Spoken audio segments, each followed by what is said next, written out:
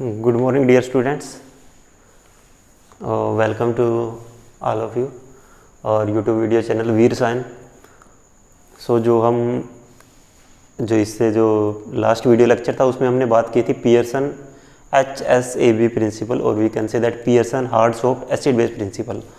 So after that the next topic is application of Pearson HSAB principle और simply we can say that application of HSAB principle कि जो हमने अभी discuss किया उसकी applications क्या क्या।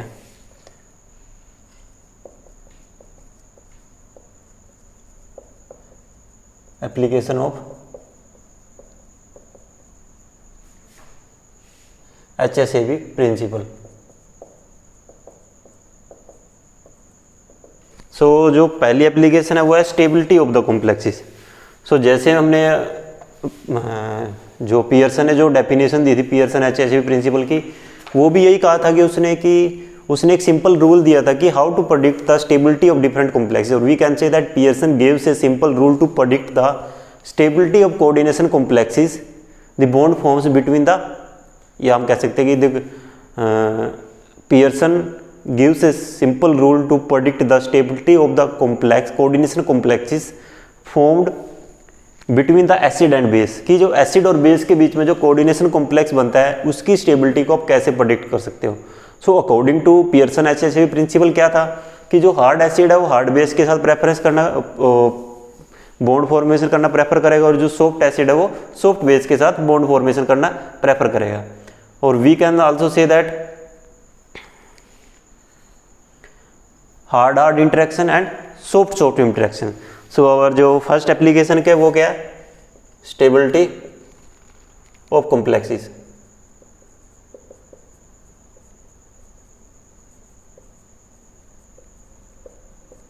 सो और first application is the stability of the complexes principle. अगर मैं HSAB प्रिंसिपल को रेफर करूं, सेम वही बात जो मैंने अभी रिपीट किया कि अकॉर्डिंग टू पियर्सन क्या था कि हार्ड का हार्ड के साथ इंटरेक्शन होगा एंड सॉफ्ट का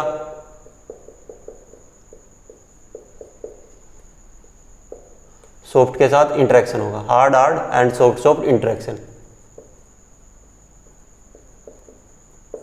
ओके, उसने जो हमारे पास बेस है या एसिड है जो उसकी इनहेरेंट प्रॉपर्टी है उसके बारे में कुछ नहीं कहा कि what is their acidic strength, what is their basic strength. अगर आपने नोटिस किया हो, जो मैंने जब से मैं आपको HSAB ये जो एसिड बेस है जो हार्ड सॉफ्ट, जब से मैं आपको ये कंसेप्ट पढ़ा रहा हूँ, सो मैंने कहीं पे ये बात नहीं की कि इसकी एसिडिटी ज़्यादा होगी इसकी एसिडिटी कम होगी। नो, मैं सिर्फ आपको एक ही जो डेफिनेशन है हम उसी को रिपीट कर रहे हैं कि हार्ड के साथ इंटरेक्शन करेगा और हार्ड के साथ इंटरेक्शन करेगा और सॉफ्ट के साथ इंटरेक्शन करेगा। We can say that hard acid interact with hard base and soft acid interact with soft base. उसने कुछ नहीं कहा कि what is their acidic strength, या मैं कह सकता हूं कि मैं यहाँ पे एक लाइन लिख देता हूं कि Pearson do not deal with inherent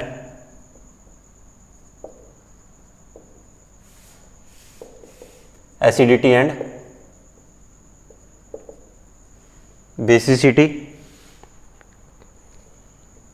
of acid and base, कि जो हमारे पास एसिड और बेस है उसने उसके साथ कोई डील नहीं किया, उसने उनके साथ कोई डीलिंग नहीं की कि उनकी जो इनहेरेंट प्रॉपर्टी है वो क्या है, उसको उसके कोई मतलब नहीं था। उसने सिर्फ कहा कि हार्ड के साथ सॉफ्ट के साथ whatever be their acidic strength order, उसका ऑर्डर कुछ भी हो।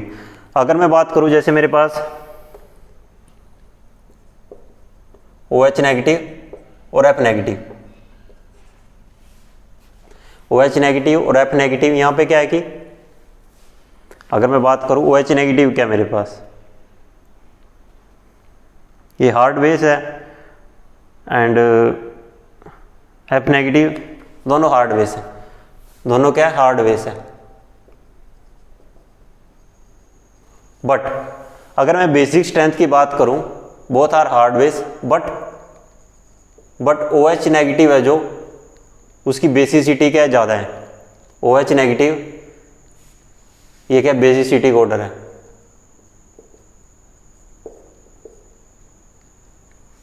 जो उसका बेसिसिटी का जो ऑर्डर है वो ये है कि जो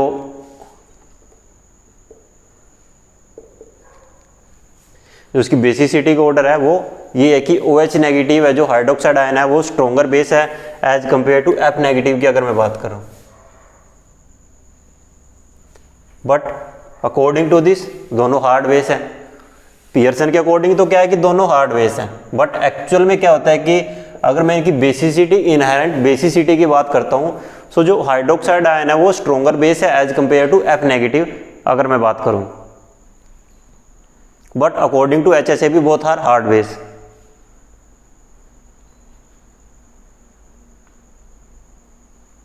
सो on the basis HSAB principle we can predict the stability of the complexity. जैसे मेरे पास Ag पॉजिटिव है और प्लस में I नेगेटिव है।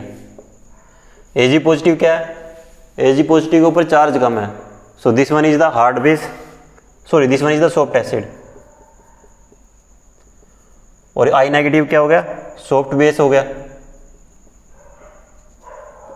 सो दोनों आपस में कंबाइन करके क्या बनाएंगे? AgI2, क्योंकि यहाँ पे क्या हो रहा है? सॉफ्ट सॉफ्ट इंटरेक्शन हो रहा है, सॉफ्ट सॉफ्ट के साथ करेगा और हार्ड हार्ड के साथ करेगा। AgI2 नेगेटिव, और ये कैसा कॉम्प्लेक्स बनेगा? स्टेबल बनेगा। सेम अगर मैं Ag पॉजिटिव को प्लस F नेगेटिव के साथ कंबाइन करता हूँ, Ag पॉजिटिव कैसा है? सॉफ्ट एसिड, और F नेगेटिव क्या है? आपने देखा हार्ड बेस। मैं HB लिख रहा हूँ इसका मतलब समझ लेना है हार्ड बेस, मैं इसको कंप्लीट नहीं लिख रहा हूँ, एब्रीविएशन फॉर्म में निकला हूँ। सो ये क्या बनाएगा? AgF। सो AgF क्या है? अनस्टेबल है, क्योंकि यहाँ पे क्या हो रहा है? सॉफ्ट का हार्ड के साथ इंटरेक्शन हो रहा है, सॉफ्ट का हार्ड के साथ इंटरेक्शन हो रहा है। So according to HSAB principle क्या था? जैसे Ag पॉजिटिव क्या is the soft acid and I negative is an soft base, so when both of these are interact, ये क्या देगा? AgI2 नेगेटिव देगा, वो क्या होगा? स्टेबल होगा, because there is an interaction between the soft acid and the soft base. But if I interact Ag positive with F negative, Ag positive is soft acid and F negative is an hard base, so there is an soft and hard interaction, so AgF negative क्या होगा हमारे पास? वहाँ पे unstable होगा। सो इस तरह से हम जो हमारे पास डिफरेंट टाइप के मॉलिक्यूल्स हैं उनकी स्टेबिलिटी को प्रेडिक्ट कर सकते हैं। अगर आपको ये पता है कि हार्ड है, अब सपोज करो मेरे पास 2 मॉलिक्यूल्स आ जाते हैं कि out of these AgI2 negative and AgF negative, which one is stable? Which one is stable? Suppose करो एक क्वेश्चन आता है, out of AgI2 negative and AgF which one is stable? Which one is more stable? Okay, so अगर मुझे HSAB principal पता है, अगर मुझे हार्ड एसिड बेस का जो कंसेप्ट है अगर मैं उसको जानता हूँ, मुझे उसको पता है, मैंने उसको पढ़ा है, सो मैं इजीली कह सकता हूँ कि AgI2 नेगेटिव ज़्यादा ये स्टेबल है और ये अनस्टेबल है, AgF अनस्टेबल है। Because according to HSAB principle मुझे पता है कि हार्ड हार्ड का इंटरेक्शन रहेगा और सॉफ्ट सॉफ्ट का इंटरेक्शन रहेगा। If I do not know the HSAB principle then I can not say that out of these which one is stable. मैं डायरेक्टली इनको देखने से मैं नहीं बता सकता कि इनमें से स्टेबल कौन सा है, जब तक मुझे जो हार्ड एसिड बेस का जो कंसेप्ट है जब तक मुझे उसका नहीं पता। ओके, सो इसी में हम कुछ एग्जांपल्स और करते हैं। हमारे पास कुछ और एग्जांपल्स हैं, हम उनकी बात करते हैं।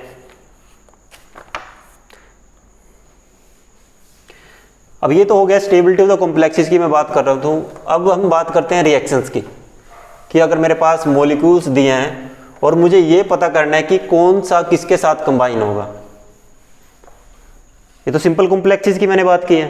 अब मेरे पास जैसे लिथियम आयोडाइड है, लिथियम आयोडाइड के साथ मैं सीजियम फ्लोराइड के साथ रिएक्शन कराता हूँ। सो आपको कैसे पता चलेगा कि लिथियम आयोडाइड और जो सीजियम फ्लोराइड मेरे पास है इनमें से कौन सा किसके साथ रिएक्शन करेगा? बनेगा क्या यहाँ पे? Lithium fluoride plus caesium iodide, lithium fluoride के साथ सीजियम आयोडाइड मेरे पास यहाँ पे फॉर्मेशन होगी। अब लिथियम क्या है? ये हार्ड है और सॉफ्ट। आयोडीन क्या है? सॉफ्ट। सीजियम क्या है? सॉफ्ट है। और ये क्या है, हार्ड है। सो हार्ड का हार्ड के साथ इंटरेक्शन होगा, लिथियम फ्लोराइड के साथ करेगा, आयोडीन सीजियम के साथ करेगा तो सीजियम आयोडाइड। सो यहाँ पे क्या हो गया, हार्ड और सॉफ्ट कि हार्ड और सॉफ्ट का वहाँ पे इंटरेक्शन हो जाएगा। सिमिलर अगर मैं कैल्शियम सल्फाइड को वाटर के साथ करता हूँ, अब यहाँ पे कैल्शियम बनेगा क्या, calcium oxide plus hydrogen sulphide. Calcium sulphide को वाटर के साथ किया तो calcium oxide plus hydrogen sulphide बनेगा। ओके, अब यहाँ पे कैल्शियम क्या है, हार्ड है, सल्फर सॉफ्ट है, और वाटर कैसा है, ये तो हार्ड ही है, क्योंकि वाटर में क्या है कि ऑक्सीजन इलेक्ट्रोनेगेटिव एलिमेंट है। So this one is hard base. H2O किस कैटेगरी में आता है, वो हार्ड बेस की कैटेगरी में आता है। H2O हार्ड बेस की कैटेगरी में आता है। और यहाँ पे भी क्या है, H2O में क्या है, H positive and OH negative.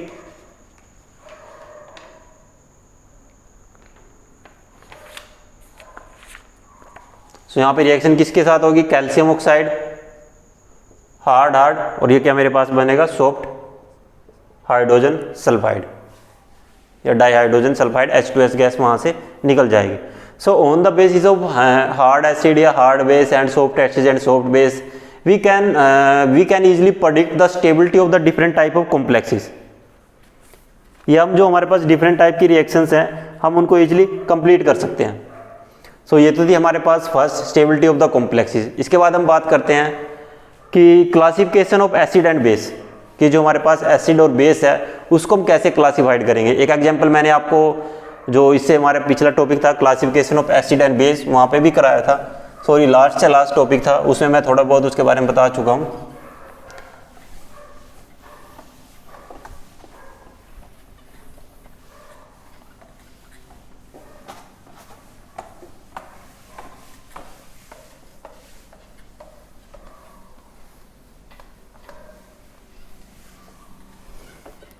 So next application क्या अपनी, classification of acid and base. Concept अपना सेम रहेगा, जो हार्ड सॉफ्ट एसिड बेस का बात कर रहा हूँ। सपोज करो मेरे पास एक बेस है BH पॉजिटिव को मैं वही अल्काइल मरकरी के साथ रिएक्शन करा रहा हूँ, इसके साथ क्या देगा CH3 HDB positive plus H positive. Okay, अब यहाँ पे जो इंटरेक्शन हो रहा है CH3 जो H पॉजिटिव कैसे होता है, हार्ड एसिड है, H पॉजिटिव क्या है, हार्ड एसिड, और CH3Hg क्या है, सॉफ्ट एसिड।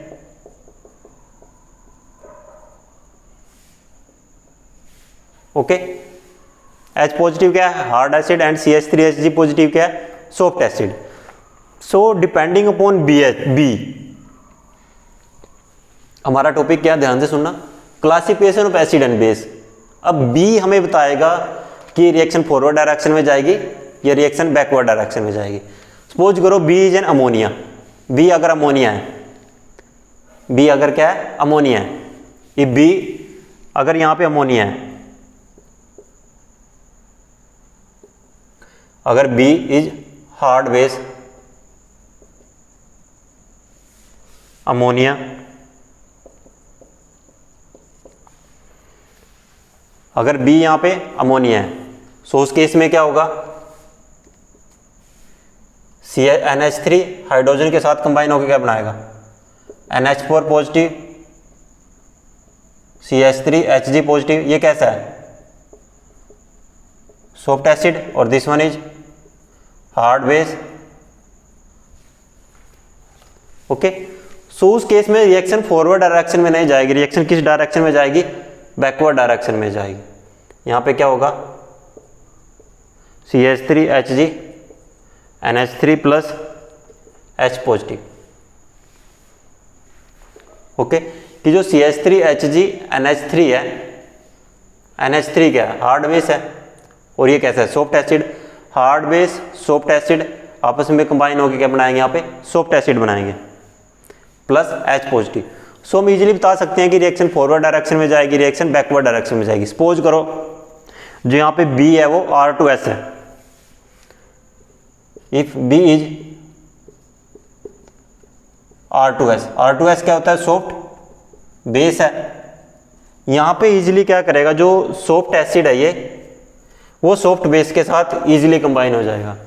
सो उस केस में हमारे पास क्या बनेगा, R2SH positive CH3Hg positive, reaction जाएगी फॉरवर्ड डायरेक्शन में, और हमारे पास बनेगा क्या, CH3Hg positive S R2 plus H positive. Because यहाँ पे क्या है, ये कैसा है, हार्ड है, हार्ड बेस, और ये कैसा है, sorry this is not hard, this is soft, soft base, और ये क्या है, सॉफ्ट एसिड। सो यहाँ पे सॉफ्ट सॉफ्ट इजीली कंबाइन हो जाएंगे। सो मैं बता सकता हूँ कि कहाँ पे वो हार्ड बेस है, कहाँ पे सॉफ्ट बेस है, कहाँ पे वो एज एसिड की तरह एक्ट करेगा और कहाँ पे वो बेस की तरह एक्ट करेगा। ये तो हमने बेस के बारे में बात की, सेम हम एसिड के बारे में बात कर सकते हैं। सपोज करो मेरे पास कोई एक मॉलिक्यूल है AF, उसको मैं HCN के साथ रिएक्ट करा रहा हूँ। ओके, ये तो हमने एसिड के बारे में बात की थी, अब हम बात करते हैं बेस के बारे में।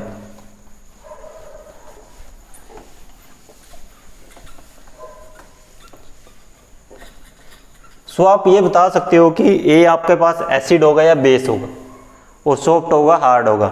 सपोज करो मेरे पास है AF प्लस HCN नेगेटिव, ये दे रहा है ASCN प्लस F नेगेटिव।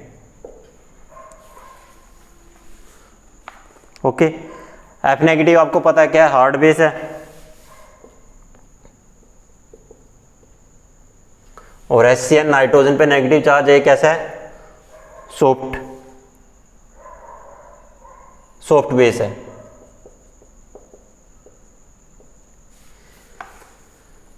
अब सॉफ्ट बेस है, आपने देखा यहाँ पे हार्ड बेस है,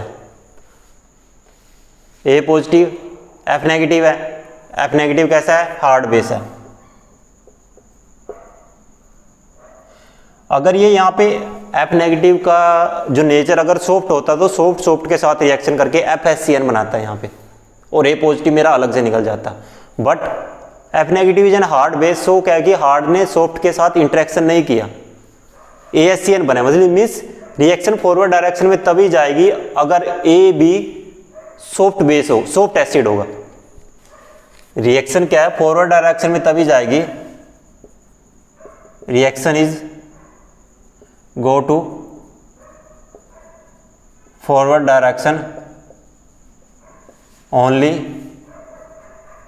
if A is soft acid। अगर A कैसा होगा, सॉफ्ट एसिड होगा, अदरवाइज रिएक्शन क्या जाएगी, बैकवर्ड डायरेक्शन में जाएगी। और ये सॉफ्ट एसिड क्या हो सकता है हमारे पास, सपोज करो A है silver fluoride, AgF plus HCN negative, so reaction क्या बनेगी, AgHCN प्लस F नेगेटिव, क्योंकि Ag कैसा है, सॉफ्ट एसिड, और F कैसा है, हार्ड बेस, और ये कैसा है, soft base. So soft acid soft base के साथ कंबाइन होकर यहाँ पे क्या बनाएगा, AgHCN बनाएगा। और अगर मैं अगर A को मैं हार्ड बेस चूज कर लेता हूँ, सो रिएक्शन क्या जाएगी, बैकवर्ड डायरेक्शन में जाएगी। So on the basis of this classification of acid and base, जो टॉपिक हम वो स्टडी कर रहे थे, सो उसमें क्या है कि जो मेरे पास एसिड और बेस है हम उसको क्लासीफाई कर सकते हैं। अब मैंने क्लासीफाई क्या किया कि जो A है मेरे पास यहाँ पे वो Ag होना चाहिए, सिल्वर होना चाहिए, या सॉफ्ट एसिड कोई भी हो सकता है। अगर मैं इसको सोडियम फ्लोराइड यहाँ पे ले लेता हूँ, sodium fluoride is an hard acid, if there is an sodium fluoride plus HCN negative, reaction क्या जाएगी, बैकवर्ड डायरेक्शन में जाएगी, और बनेगा क्या, NaSCN F negative. F negative कैसा है? Hard base. और सोडियम कैसा है? Hard acid. और ये कैसा है? Soft base. सो यहाँ पे क्या किया कि फ्लोरीन ने सोडियम के साथ रिएक्ट किया कि hard base react with hard acid. Hard base ने हार्ड एसिड के साथ रिएक्ट करके यहाँ पे क्या बनाया? सोडियम फ्लोराइड बनाया और HCN वहाँ पे सॉफ्ट बेस निकल गया। So with the help of this we can easily predict the reaction forward direction में जाएगी, बैकवर्ड डायरेक्शन में जाएगी, और जो मेरा मॉलिक्यूल रहेगा वो हार्ड एसिड रहेगा या सॉफ्ट एसिड रहेगा या सॉफ्ट बेस रहेगा। ओके, आई होप ये आपको समझ में आया होगा कि अगर मेरे पास ये रिएक्शन है, अगर मैं ए को सॉफ्ट एसिड चूज करता हूँ तो रिएक्शन इस डायरेक्शन में जाएगी, और अगर ए को मैं हार्ड एसिड चूज कर रहा हूँ, क्योंकि फ्लोरीन कैसा है? हार्ड बेस है। फ्लोरीन कैसा है? हार्ड बेस है। ये तभी बनेगा, फ्लोरीन ए के साथ तभी कंबाइन होगा अगर ए भी हार्ड एसिड हुआ, और ए हार्ड एसिड क्या है? सोडियम है। So fluorine plus hard acid plus hard base combine होकर क्या बना रहे हैं? Hard acid base. Hard hard के बीच में इंटरेक्शन हो रहा है, और एयर सॉफ्ट सॉफ्ट के बीच में, ये सॉफ्ट बेस यहाँ पे अलग हो जाएगा और इस केस में हार्ड बेस अलग हो जाएगा। सो ये था हमारे पास second application, classification of acid and base. Our next property application of HACCP principle is occurrence of ores and minerals, कि जो हमारे पास और मिनरल्स हैं उनकी अकरेंस कैसे इफेक्ट होती है hard soft acid base principle के बेसिस पे। अगर मैं बात करूं, जैसे hard soft acid base principle के अकॉर्डिंग क्या है कि जो हार्ड हार्ड के साथ और सॉफ्ट सॉफ्ट का इंटरेक्शन होगा। ओके, सो जो हार्ड हार्ड और सॉफ्ट सॉफ्ट का इंटरेक्शन होगा उसके अकॉर्डिंग क्या है कि जो हार्ड एसिड्स हैं वो हमेशा सॉफ्ट, जो हार्ड एसिड है वो हमेशा हार्ड बेस के साथ इंटरेक्शन करेंगे। ओके, और जब वो हार्ड बेस के साथ इंटरेक्शन करेंगे तो उसके जो मिनरल्स और जो ऑक्साइड्स हैं हम उनकी थोड़ी हमें आइडिया लग जाता है कि वो उसी फॉर्म में मिलेगा या नहीं मिलेगा। So our next topic is occurrence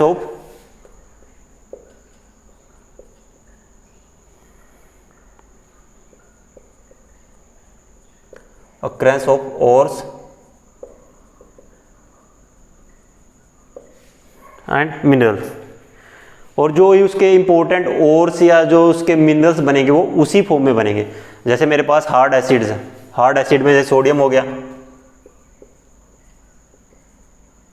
hard acid की अगर मैं बात करूं जैसे सोडियम हो गया, पोटासियम हो गया, मैग्नीशियम हो गया, कैल्शियम, मैंगनीज, आयरन, जो 3D ट्रांजिशन सीरीज के मेटल हैं, 3D ट्रांजिशन सीरीज मेटल्स, ये हमेशा क्या करेंगे, हार्ड एसिड हार्ड बेस के साथ कंबाइन होंगे। और हार्ड बेस में हमारे पास क्या आते हैं? ऑक्साइड्स। हार्ड बेस में हमारे पास क्या आते हैं? ऑक्साइड्स हो गए, कार्बोनेट्स या देयर हैलाइड्स। उसमें क्या होंगे हमारे पास? या तो ऑक्साइड्स होंगे या हैलाइड्स होंगे। सॉरी एक सेकंड,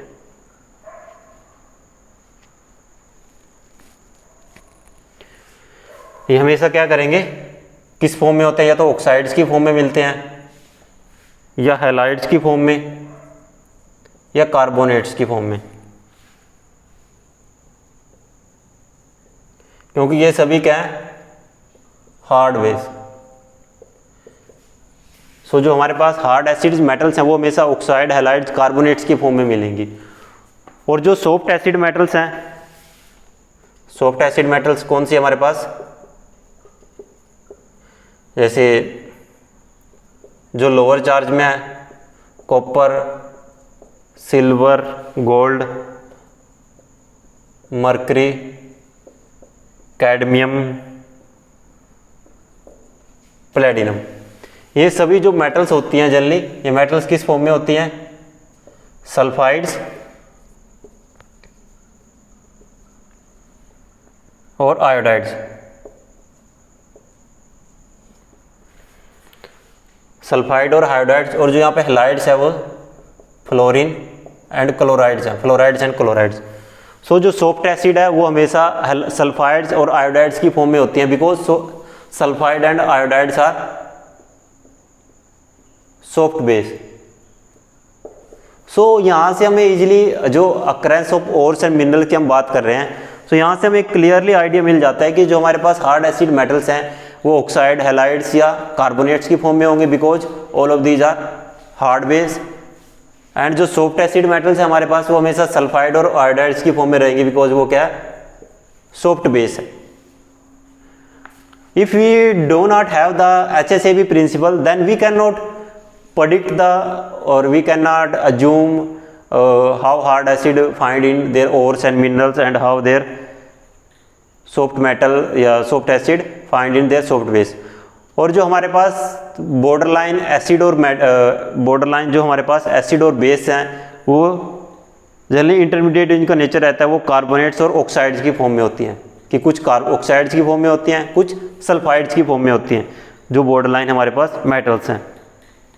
सो हम यहाँ से कह सकते हैं कि जो HSAB प्रिंसिपल है उसका एक डेफिनेट रोल है। HSAB principle play and definite role in the ores and minerals. जो ओर्स और मिनरल्स है उसमें उसका डेफिनेट रोल है, बिकॉज उसी के बेसिस पे इंटरेक्शन हो रहा है और जो हमें मेटल्स मिल रही हैं वो उसी के बेसिस पे मिल रही हैं, कि सोडियम ऑक्साइड्स की फॉर्म में मिलेगी हमें उसके ओर्स या मिनरल्स में, और जो कॉपर है वो सल्फाइड्स या आयोडाइड्स की फॉर्म में हमें उसके ओर्स और मिनरल्स में मिलेगी। So after that our next application of HSAB principle is catalytic poisoning. Catalytic poisoning में क्या है कि हमारे पास लोअर चार्ज मेटल्स हैं, डी ब्लॉक के जो हमारे पास लोअर चार्ज मेटल्स हैं वो सभी क्या हैं, सॉफ्ट एसिड हैं। जो हमारे पास फोर्थ एप्लीकेशन में बात कर रहा हूं, catalytic poisoning.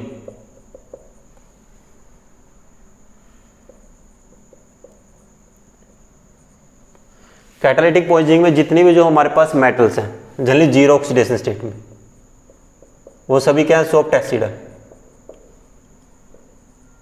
Okay, soft acid में जैसे हमारे पास निकल होगी, प्लेटिनम होगी, platinum, copper, chromium, vanadium, molybdenum.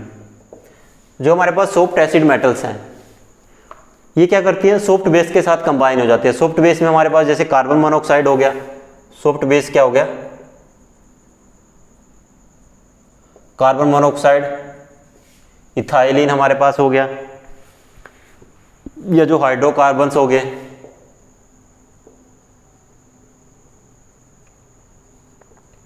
Hydrocarbon में alkene, alkynes, dice,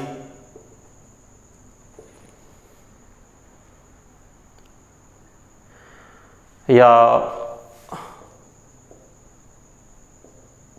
R3P triphenyl phosphine, और इसमें हमारे पास है ट्राइफिनाइल आर्सेनियम। ये सभी क्या है, सॉफ्ट बेस है, सॉफ्ट एसिड क्या है, और ये सभी क्या है, सॉफ्ट एसिड है, और ये सभी क्या है, सॉफ्ट बेस है। कैटालिटिक पॉइजनिंग जनरली कुछ नहीं होता। कैटालिटिक पॉइजनिंग मीन्स कैटालिटिक को डीकैटालाइट करना, डीकैटालाइज करना मीन्स उसकी जो कैटालिटिक पॉइजनिंग है, कैटालिस्ट की जो उसकी प्रॉपर्टी है, कैटालिटिक प्रॉपर्टी है, उसको इनहेरेंस, उसको हम क्या इनहिबिट करना। क्योंकि जब सॉफ्ट एसिड सॉफ्ट मेटल के साथ कंबाइन हो जाएगी तो उसकी जो कैटालिटिक प्रॉपर्टी हो जाएगी वो डाउन हो जाएगी। क्योंकि यहाँ पे क्या है, सॉफ्ट एसिड सॉफ्ट बेस के साथ इंटरेक्शन करेगा, और जो मेटल का जो एटम है वो लिगेंड के साथ इंटरेक्शन करने के बाद वहां पे क्या बना जाएगा, सॉफ्ट के बीच में इंटरेक्शन होगा तो जो सॉफ्ट एसिड होगा वो क्या करेगा, सॉफ्ट बेस के साथ इंटरेक्शन करेगा। सॉफ्ट एसिड में हमारे पास क्या जनरली मेटल्स, और सॉफ्ट बेस कौन से हैं, लिगेंड। मेटल और लिगेंड के बीच में जब इंटरेक्शन होगा तो वहां पे कॉम्प्लेक्स फॉर्मेशन होगी, और जो कॉम्प्लेक्स फॉर्मेशन होने के बाद जो भी पर्टिकुलर, ये सभी क्या करते हैं, कैटालिटिक प्रॉपर्टी है इनकी, हैव कैटालिटिक प्रॉपर्टी, और इनकी जो कैटालिटिक प्रॉपर्टी होगी वो क्या हो जाएगी, इनहिबिट हो जाएगी। कैटालिटिक प्रॉपर्टी क्या हो जाएगी इन मेटल आयंस की, वो क्या हो जाएगी, इनहिबिट हो जाएगी।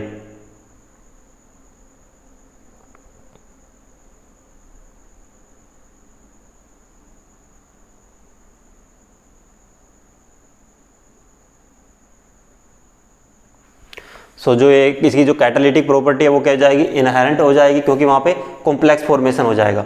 सो जनरली जो भी हमारे पास सॉफ्ट एसिड है वो हमेशा सॉफ्ट बेस के साथ कॉम्प्लेक्स फॉर्मेशन करके उसकी जो कैटालिटिक प्रॉपर्टी है उसको इनहिबिट कर देगा यहाँ पे।